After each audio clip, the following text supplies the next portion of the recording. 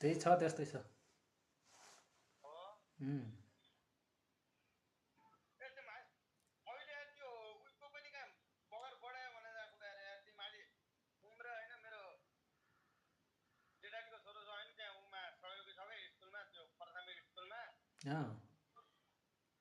त्यही पनि त्यही भएर 18,000 कति दिए अरे भने यार त्यसले त्यो बेला भनेको म हिजो बेलुका बनाएको यार होला।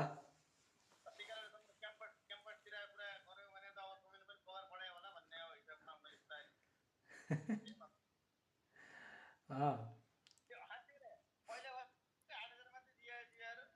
3-4 वर्ष अगाडि 3 वर्षको 4 वर्ष अगाडि त्यति दिए थियो अहिले त कहिले बढाएर हो यार अहिले कति अहिले 15-16,000 रुपियाँ छ भने हो कि अँ,